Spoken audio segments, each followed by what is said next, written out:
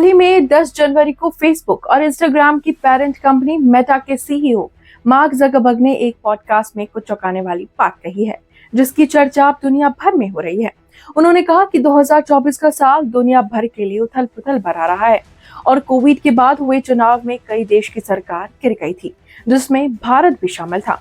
लेकिन इस बयान पर भारत ने मार्क जकरबर्ग को करारा जवाब दिया है।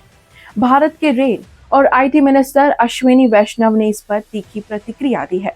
उन्होंने कहा कि भारत में 2024 के चुनाव में 64 करोड़ लोग शामिल हुए थे और देश के लोगों ने प्रधानमंत्री नरेंद्र मोदी की नेतृत्व वाली एनडीए सरकार पर भरोसा जताया है। उनका कहना था कि मार्क जकरबर्ग का बयान पूरी तरह से गलत था और उन्हें फैक्ट्स को सही रखना चाहिए। वैष्णव ने आगे कहा कि पीएम मोदी ने कोविड महामारी के दौरान 80 करोड़ लोगों को मुफ्त भोजन और 220 करोड़ लोगों को मुफ्त वैक्सीन दी है। इसके अलावा भारत को सबसे तेजी से बढ़ती हुई इकोनॉमी बनाने का भी काम किया है। उनका कहना था कि पीएम मोदी के तीसरे कार्यकाल की जीत गुड गवर्नेंस और जनता के विश्वास का बड़ा परिणाम है।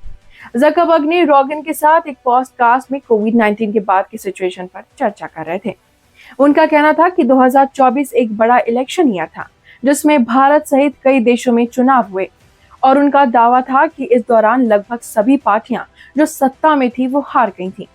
जकरबर्ग के मुताबिक कोविड के बाद सरकारों की नीतियों ने लोगों में नाराजगी और गुस्सा पैदा किया है, जिसका सीधा असर इलेक्शन रिजल्ट्स पर पड़ा। इसके अलावा जकरबर्ग ने एक और बयान दिया जो यूजर्स की प्राइवेसी से जुड़ा हुआ था।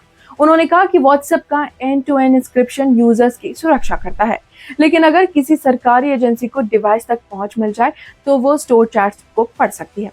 हालांकि व्हाट्सएप ने इससे बचने के लिए डिसअपीयरिंग मैसेजेस फीचर को लागू किया है, जो चैट्स को एक फिक्स टाइम के बाद ऑटोमेटिकली डिलीट कर देता है।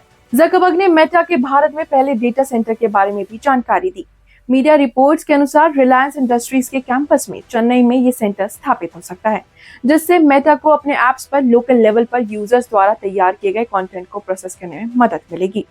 हालांकि इस डील पर अभी तक कोई ऑफिशियल स्टेटमेंट सामने नहीं आया है। सिर्फ यही नहीं, 11 जनवरी 2025 को जारी Forbes real time billionaire list के अनुसार जकरबर्ग दुनिया के तीसरे सबसे अमीर इंसान हैं। उनकी नेटवर्थ 18.16 लाख करोड़ रुपए है।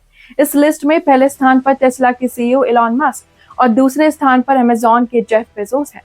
इस वीडियो पर आपकी क्या राय है, हमें कमेंट सेक्शन में जरूर बताएं और अगर जानकारी पसंद आई हो तो चैनल को सब्सक्राइब करना ना भूलें।